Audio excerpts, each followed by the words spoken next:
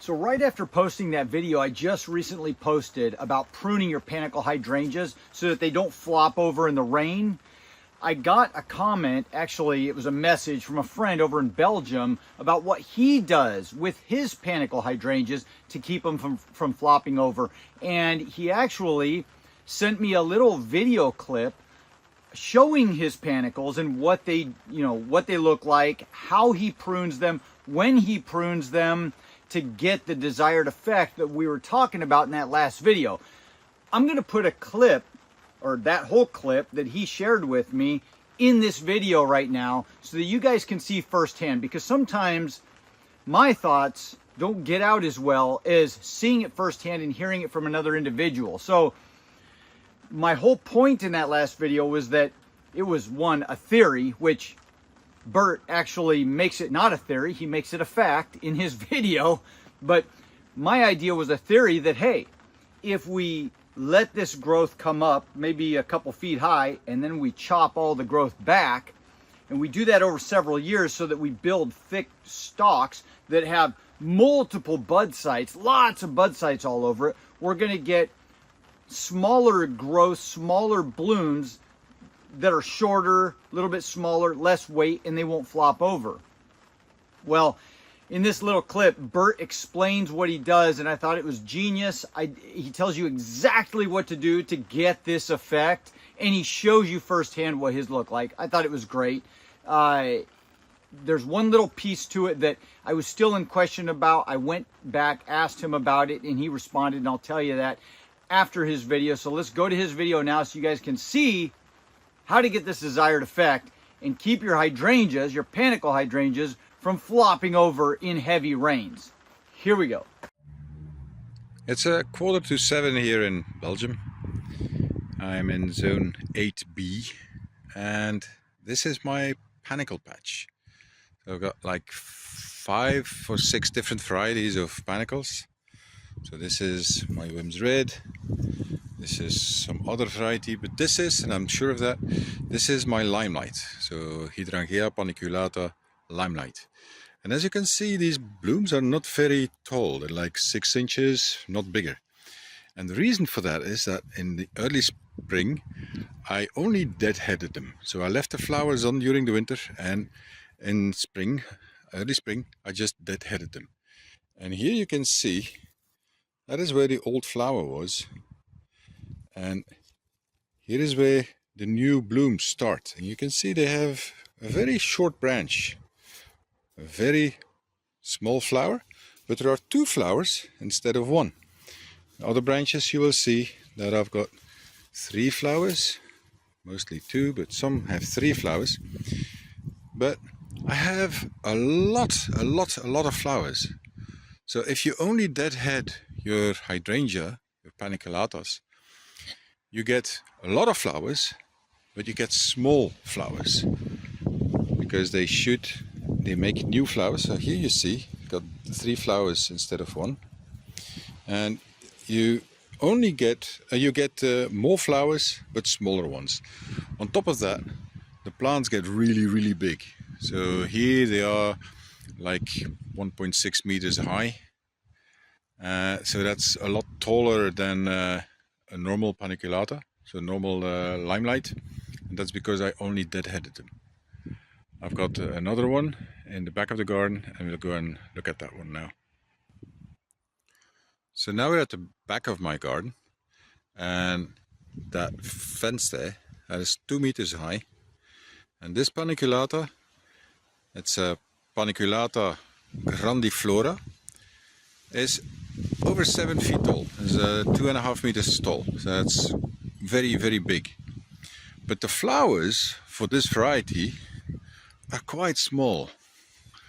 As you can see, these flowers are also like the Limelight, a bit bigger. It's like 6-7 inches.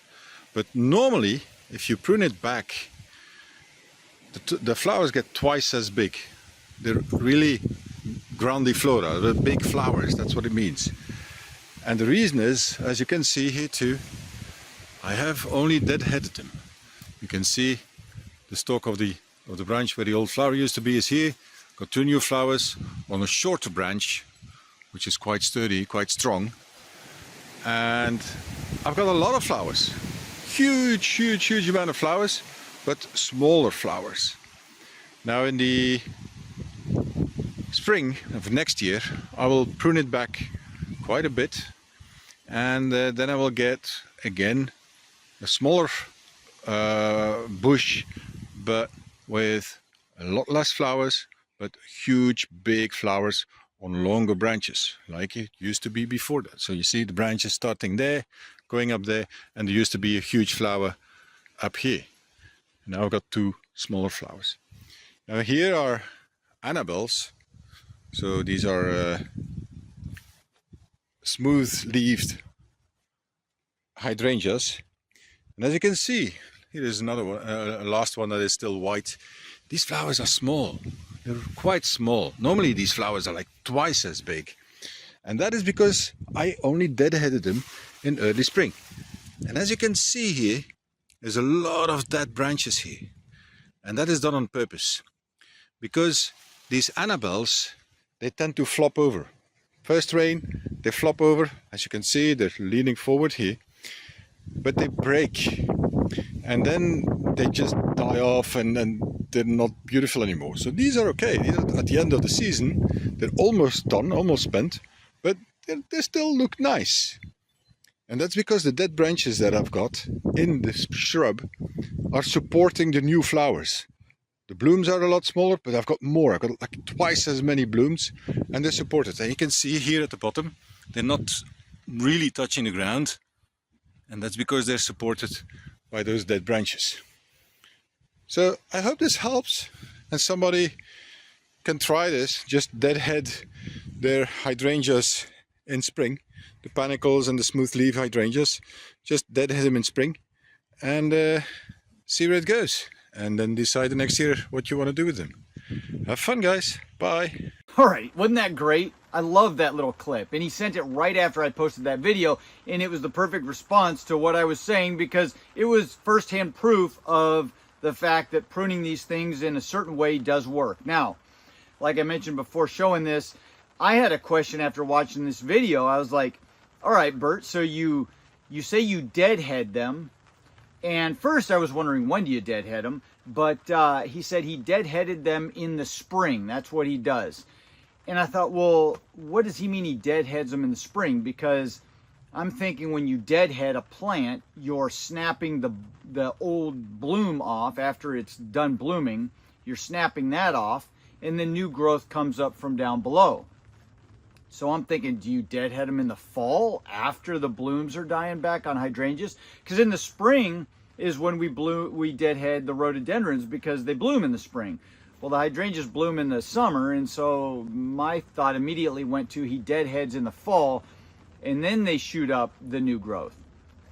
He said no, he leaves his blooms on all winter long. And he said that those blooms actually help protect the plant down below. He might live in a colder region than I do, but those blooms protect the plant. And then in the spring, just before the new growth starts, the early spring, after winter is done, he deadheads. He snaps all those old dead blooms off. And then he gets the new growth coming up. So don't at first I thought he meant he waits till new growth comes and then he snips the top of them, and that's not what he does. He leaves the blooms on all winter long, and then at the end of winter, just before the new growth starts in the early spring, he snaps all the old blooms off. Anyway, I thought it was great that he was able to show that I thought it was going to take more pruning than that. All he does is deadhead. And so I thought it was great. You just deadhead every late winter, early spring, just snap the old blooms off, and you're going to get the type of growth that you want. Multiple lots of growth, smaller blooms that aren't so heavy that they fall over in heavy rains. Anyway, thank you very much, Bert, for sharing that video. I thought it was great, man. I thought it really answered my little question, my theory, and will probably help a ton of other people out there who are trying to get this desired effect. And thank you to everybody else who responded to that video, because you all had great ideas, and there were so many of you on the East Coast that struggle with this problem. So I hope you guys learned something. I know I did from this one. I learn things from you guys all the time. If you did, hit the like button, subscribe if you want to follow along. Have a fantastic week, and I'll see you guys in the next video. Adios.